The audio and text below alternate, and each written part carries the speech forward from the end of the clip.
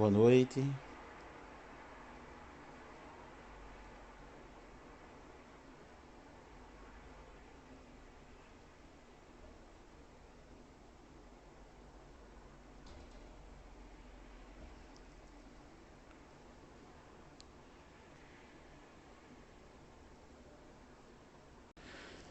Muito boa noite a todos.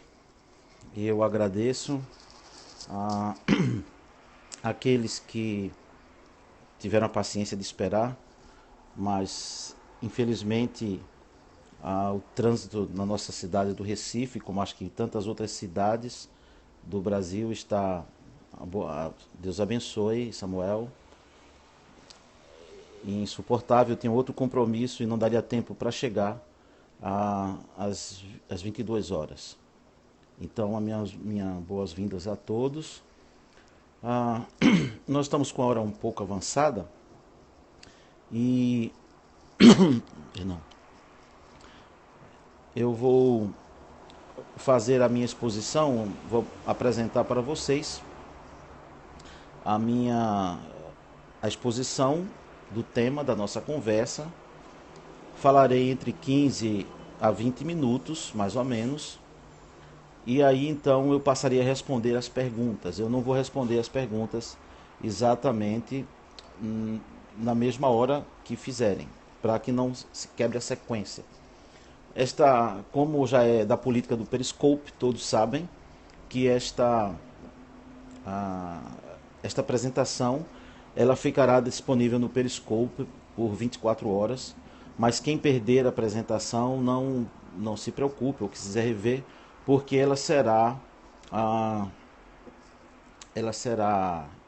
ficará guardada no nosso canal no YouTube.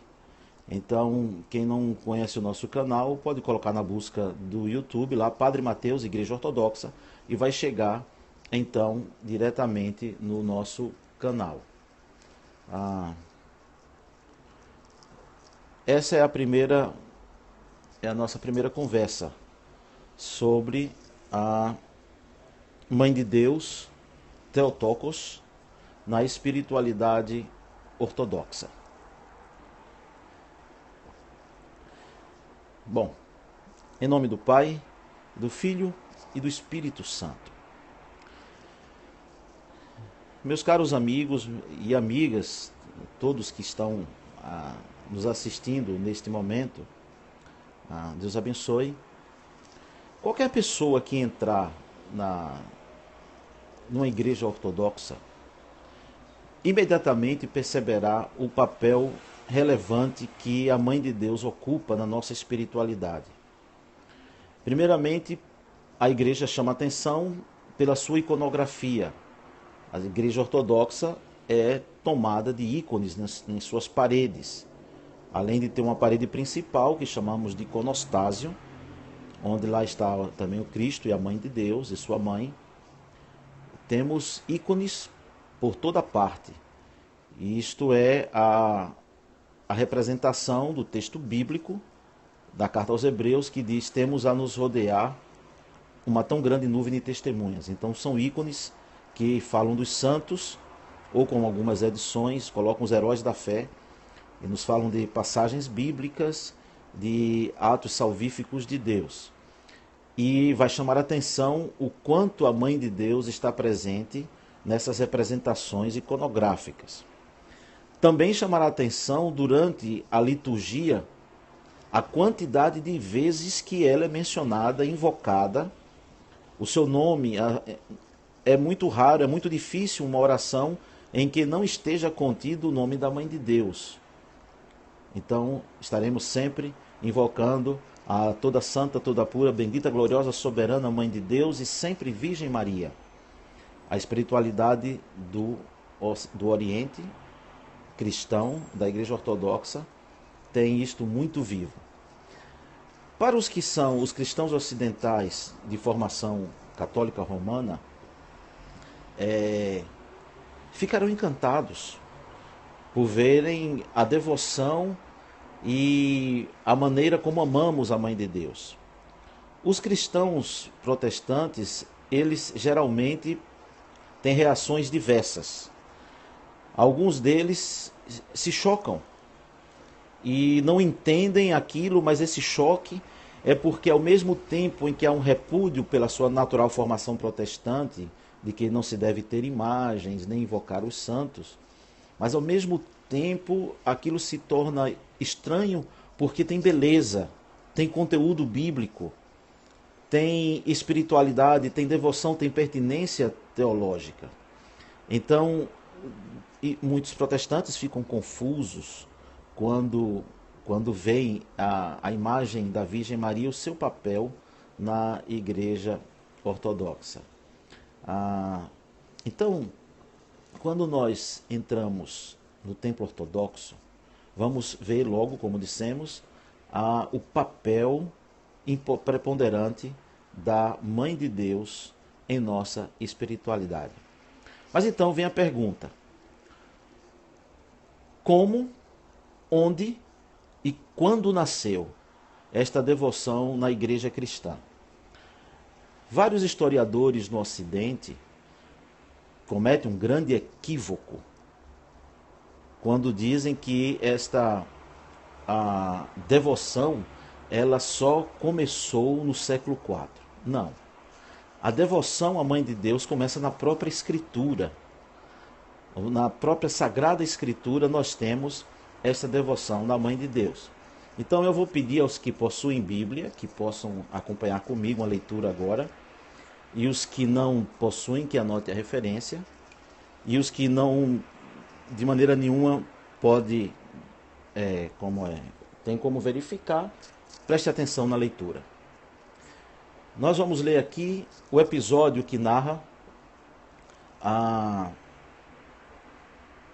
visita de Maria a Isabel. E é aqui que nasce a primeira devoção à Mãe de Deus. Então diz o texto do Evangelho de São Lucas, capítulo 1, versos 41 a 48. Vamos ver em diante, aqui, essa leitura. E aconteceu que ao ouvir Isabel a saudação de Maria, a criancinha saltou no seu ventre e Isabel foi cheia do Espírito Santo. E exclamou com grande voz e disse: Bendita és tu entre as mulheres, e bendito o fruto do teu ventre. E de onde me provém isto a mim, que venha visitar-me a mãe do meu Senhor? E alguém já pergunta a ela, sua mãe de Jesus? A própria Isabel diz que ela é a mãe do Senhor. Pois eis que ao chegar aos meus ouvidos a voz da tua saudação, a criancinha saltou de alegria no meu ventre. Bem-aventurada a que creu, pois hão de cumprir-se as coisas que da parte do Senhor lhe foram ditas. Disse então Maria: A minha alma engrandece ao Senhor, e o meu espírito se alegra em Deus, meu Salvador. Porque atentou na baixeza da sua serva, pois eis que desde agora todas as gerações me chamarão bem-aventurada. Muito bem.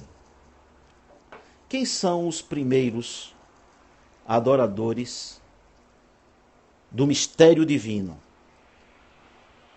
Os primeiros adoradores do mistério divino são Isabel e João Batista.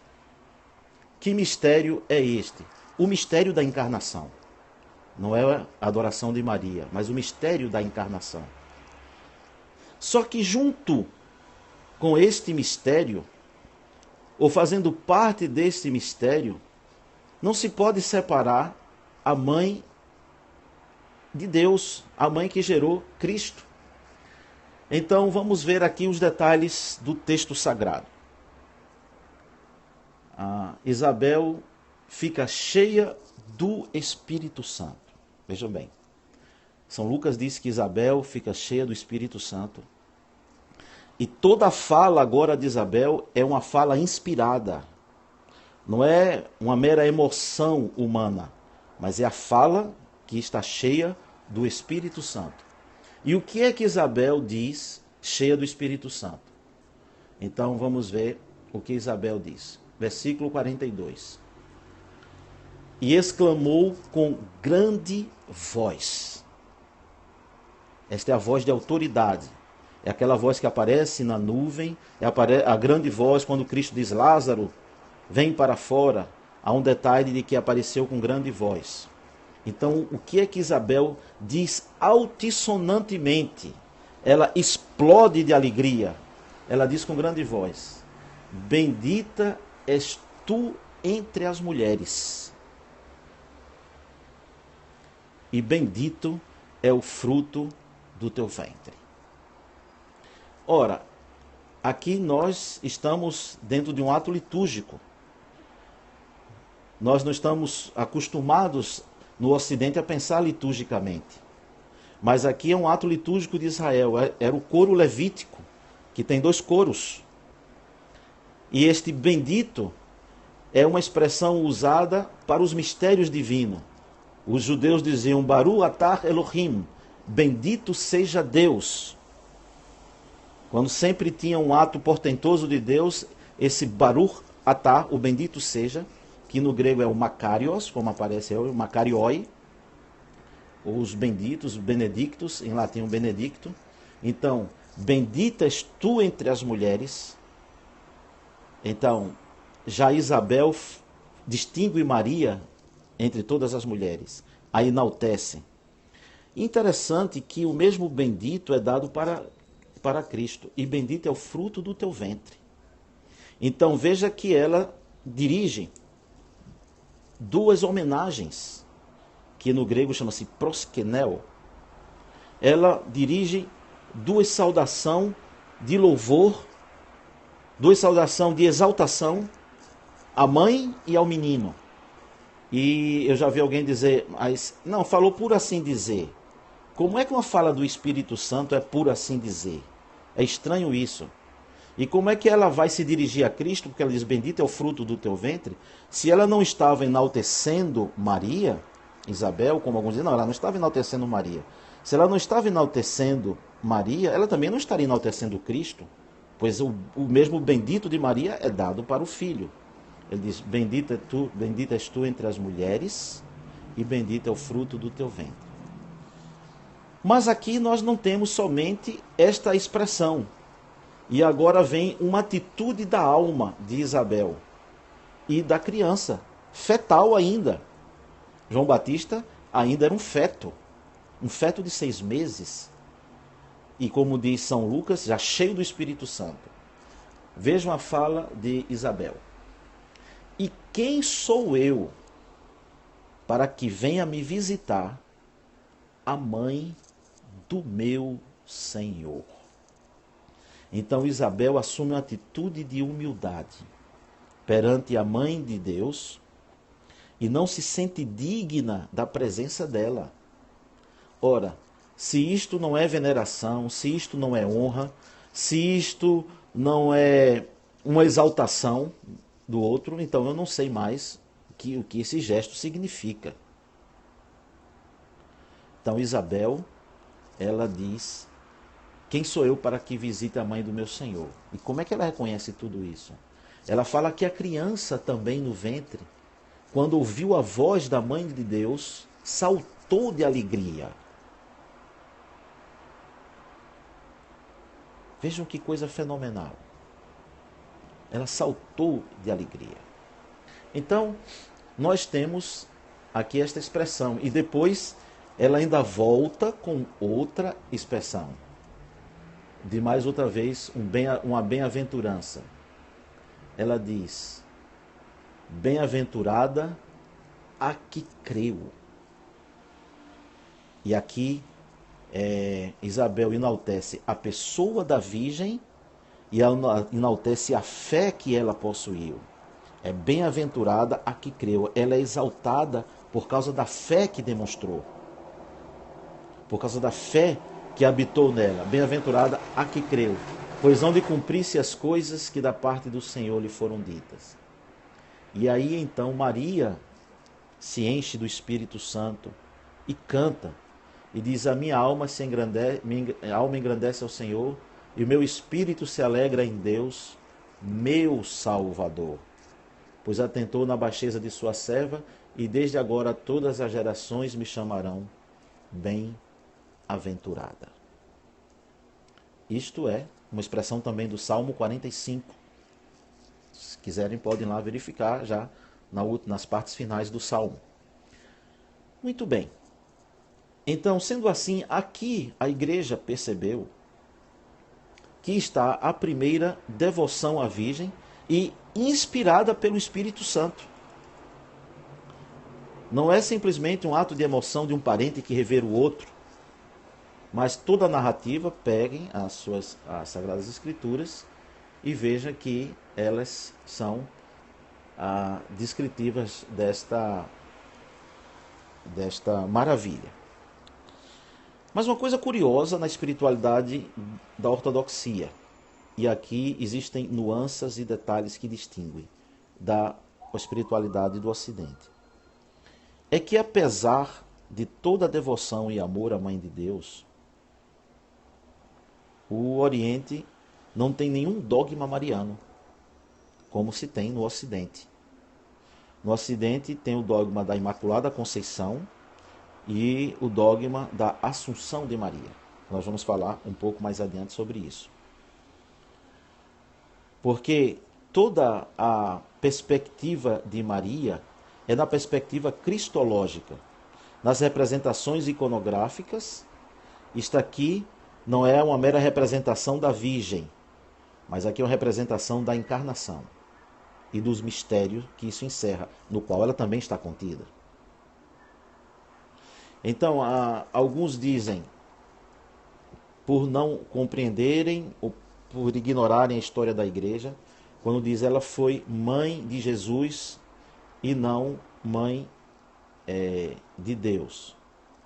Muito bem. A expressão, isso foi discutido num concílio. O concílio de Éfeso, em 381, já discutiu amplamente isso. E o concílio diz mãe de Deus. Para os de tradição protestante, é surpreendente quando percebem que todos os reformadores aceitavam esta afirmação. Tinham como referência o terceiro concílio ecumênico e aceitavam a afirmação mãe de Deus. Porque na mente ocidental, lógica, Deus é anterior a Maria, como é que ela pode ser mãe dele? Não. Esse mistério diz respeito a quem ela gerou. Porque Jesus Cristo tinha as duas naturezas, humana e divina, que não podem se separar. Mas nós vamos tratar exatamente, dedicar uma palestra exatamente sobre esse tema aí, porque vai precisar de muitos detalhes, responder muitas questões. Mas é importante de antemão já perceber que Isabel chamou Maria de mãe do meu Senhor. Ela não diz mãe de Jesus ou mãe do Salvador, porque o menino não tinha nome ainda. Ela diz mãe do Salvador. Não, ela não falou mãe do Salvador. Quem sou eu para que me visite a mãe do meu Senhor? Em hebraico seria o Adoni, que vem do Adonai. Adoni é a possessão meu Senhor. No grego, o Kyrios, o Senhor Todo-Poderoso. A primeira confissão de fé da igreja. Jesus é o Senhor. E quem é o Senhor? O Senhor é o Senhor Deus Todo-Poderoso. Santo, santo, santo. Então, está na expressão bíblica, Maria, mãe do Senhor. Nós, como a hora é avançada e prometemos, íamos falar apenas uns 15 minutos e estamos falando já há 15 a 20 minutos, estamos 18, estamos dentro do nosso prazo que falamos. Agora abrimos para quem quiser fazer algumas perguntas ou alguns que já fizeram, mas eu acho que já saíram da sala da apresentação. Mas quem quiser fazer pergunta pode fazer. Temos aqui... Temos algumas pessoas, ninguém. Bom, então vamos falar só um pouquinho mais sobre esta veneração. Venex, pena que estava travando demais. Ela deve ser a sua conexão, mas esta apresentação está gravada, fica no Periscope, Venex, e vai estar no nosso canal do YouTube. Entra no YouTube Padre Mateus, Igreja Ortodoxa, e vai encontrar depois das 24 horas, que está no Periscope, ou seja, hoje é terça-feira, quinta-feira vai estar em nosso canal, ok? Muito bem. Mais alguma outra pergunta? Bom, por que é que os apóstolos não falaram sobre isso? É a pergunta que se faz. Por que é que não falaram claramente dessa devoção à Virgem Maria? Bom, eles não falaram claramente sobre muitas coisas que nós acreditamos hoje. Por exemplo, na Santíssima Trindade, eles não falaram claramente. Até o nome Trindade nem aparece. Eles não falaram claramente sobre a dupla natureza de Cristo, de ser verdadeiro homem e verdadeiro Deus. Eles não falaram como as pessoas da Trindade se relacionam entre si, nem tampouco falaram como esse mistério e como se dá essa relação das duas naturezas de Cristo. Por que os apóstolos não falaram isso? A resposta está na primeira carta aos Coríntios, capítulo 10, capítulo 3, onde São Paulo diz que os apóstolos, como sábios construtores, eles estavam lançando os fundamentos. E esse fundamento é Cristo Jesus. Então, como eu disse, o Oriente ele não tem nenhum dogma baseado em Maria. Não, nenhum dogma. Apesar de toda a veneração, nenhum dogma, porque a Virgem Maria não é objeto da nossa fé. O objeto da nossa fé é a Santíssima Trindade. O Pai, o Filho e o Espírito Santo. Agora, a encarnação se encerra dentro desse mistério, e dentro desse mistério está ela que fala a Imaculada Conceição. No Oriente não se tem o dogma da Imaculada Conceição, Wernex, mas nós vamos falar isso mais adiante. Que Imaculada é o que nós vamos falar. A Imaculada Conceição, nós vamos falar um pouco mais adiante, ela é um dogma muito recente na Igreja Católica Romana, foi proclamado no século passado, no século XX, e diz respeito que Maria nasceu sem pecado, que ela concebeu sem pecado. Na ortodoxia, nós temos uma abordagem diferente, porque não há nenhum texto na tradição, nem nas Sagradas Escrituras, que fale que Maria nasceu sem pecado. Ela nasceu com a natureza de Adão. Até porque também a Igreja Ortodoxa fala de pecado, não fala em pecado original. Tem uma outra abordagem sobre a questão do Éden e de Adão e de Eva. Então, para falar aqui ficaria muito longo. Mas o fato é que para Maria nascer sem pecado, os seus pais Joaquim e Ana também tinham que estar incólume. E assim, se nós formos retroceder, até chegaria a uma geração que não podia ser Adão e Eva. Adão e Eva, eles trouxeram a natureza decaída e comunicaram essa natureza a toda a sua descendência. No dogma católico fala que por uma providência da graça, ela foi protegida do pecado original. Só que não existe nenhuma afirmação na Sagrada Escritura sobre isso, nem tampouco na tradição da Igreja, dos pais. Não há nenhuma referência sobre esta proteção da graça. A história da Virgem Maria é contada num documento escrito pelo irmão mais velho de Cristo, São Tiago, que foi o primeiro bispo de Jerusalém, num documento conhecido como Proto-Evangelho de Tiago, onde ele narra desde o nascimento da Virgem até a sua entrada no templo, o seu crescimento, a infância de Jesus Cristo.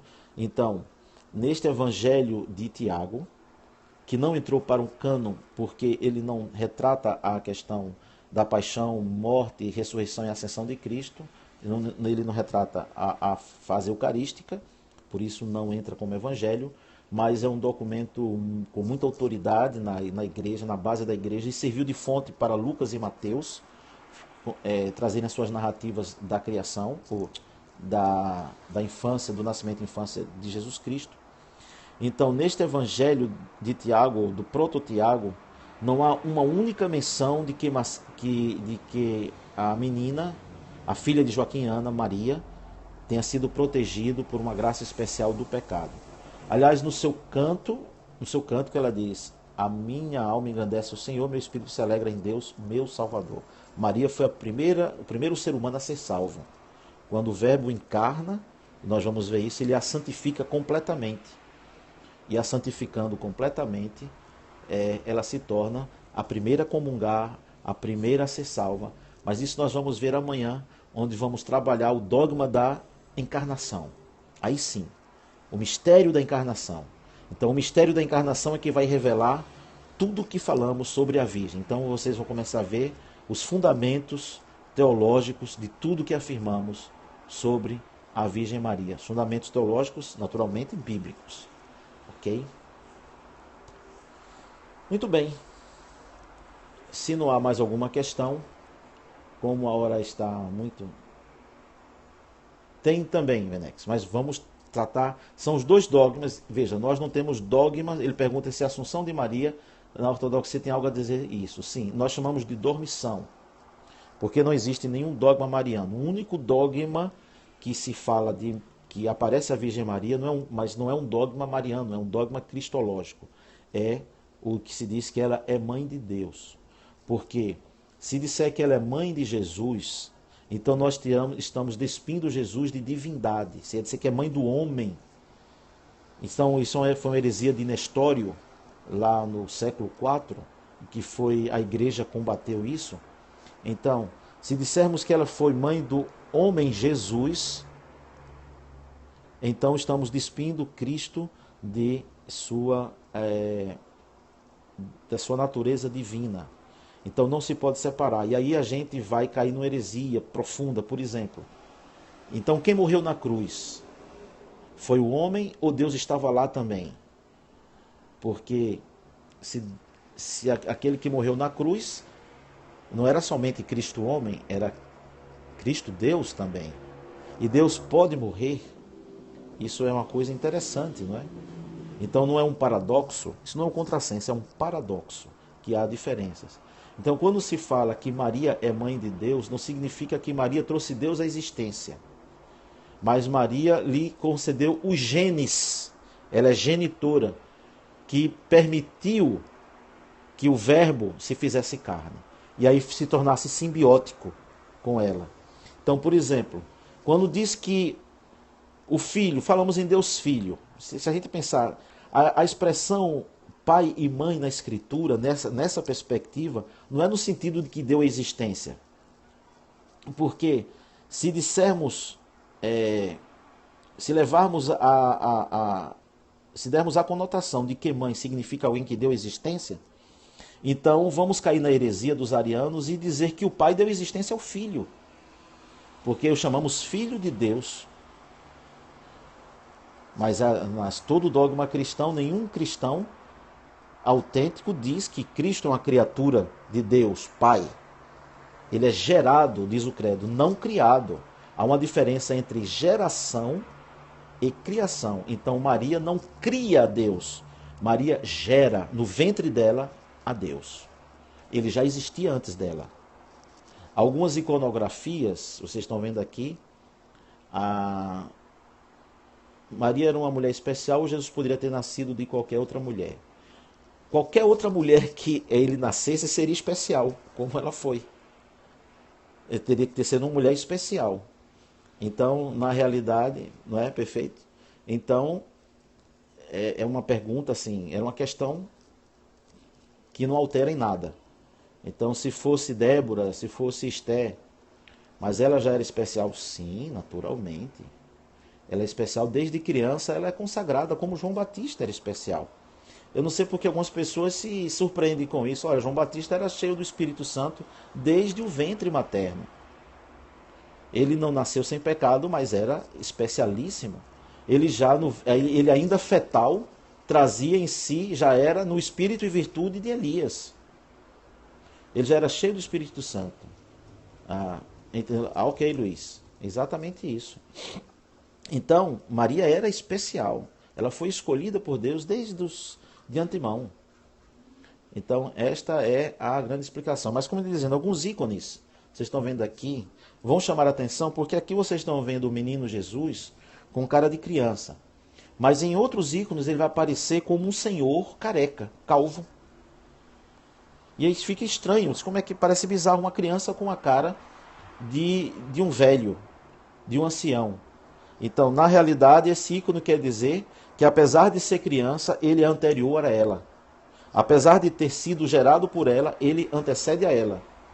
Então, a expressão mãe de Deus não quer dizer que ela deu existência a Deus, mas sim que ela trouxe Deus ao mundo.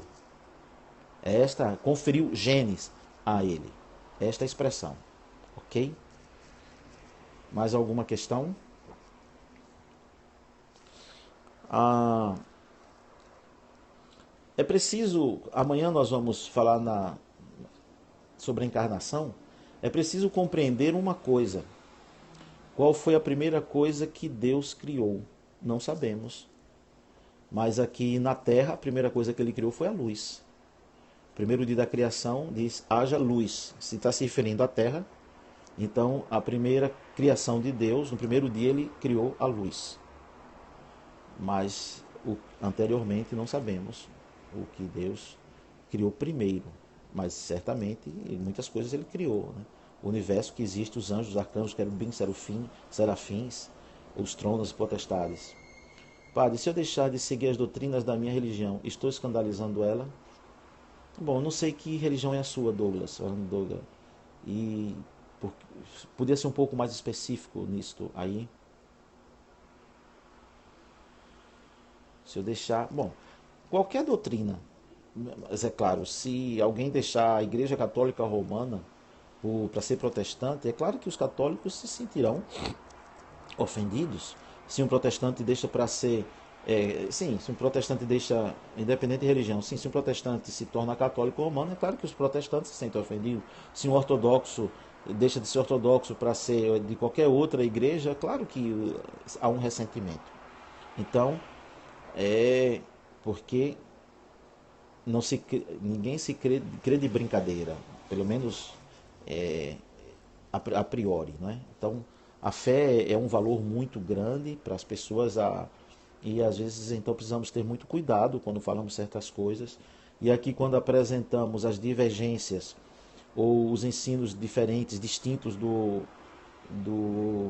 Oriente e do Ocidente, não queremos com isso ofender a fé de ninguém, mas apenas deixar claro como cremos. É por isso que os ícones de Maria não apresentam ela sozinha, né? E isso perfeito. Porque não é uma...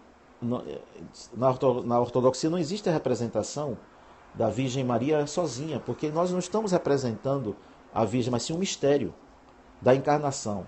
Só que esse mistério era inseparável dele. Não tem como falar de Cristo encarnado sem falar da Virgem. E não tem como Cristo se unir simbioticamente a alguém da maneira que ele se uniu e esta pessoa ser uma pessoa qualquer.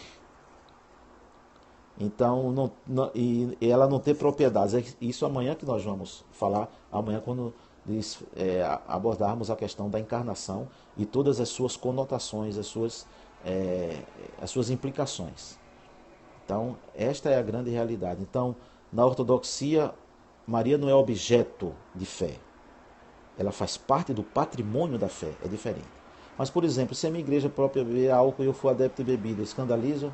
Quando Jesus, pode repetir de quando Jesus não deu para ver, os ícones de Maria nunca apresentam sozinho na ortodoxia, é perfeito. Isso aí. Há quem possa, e como hoje o mundo está globalizado e uma série de coisas, há quem possa, um artista pintar um ícone só de Maria, mas não é ortodoxo. Sim, quando alguém falou sobre álcool, ou existem ícones da Teotocos sozinha? Não. Pode ter alguma imagem pintada de Maria sozinha, no estilo ícone, mas como tradição ortodoxa, não. E aí alguém pode achar e vender e fazer essas coisas todas, porque ninguém pode impedir um artista de fazer isso. Como, por exemplo, eu já vi ícones na iconografia onde apresenta a Santíssima Trindade e Maria no meio. Não existe isso. Eu dei álcool como exemplo. Se alguém bebe... Olhe, Douglas, quanto a essa questão de escandalizar, de ser como incompreendido ou criar mal-estar por uma atitude, São Paulo trata dessa questão, existe uma ética cristã para isso. Não é propriamente nosso assunto, mas você perguntou. Ele diz, veja só, eu tenho que respeitar a consciência do outro. Ah, não nos, e preservar também a minha liberdade. E o amor está acima de tudo. Se você não segue a doutrina, você não está em comunhão. Sim, mas desde que a doutrina precisa ser mais específico, porque nenhuma doutrina, nenhum dogma cristão fala sobre bebida.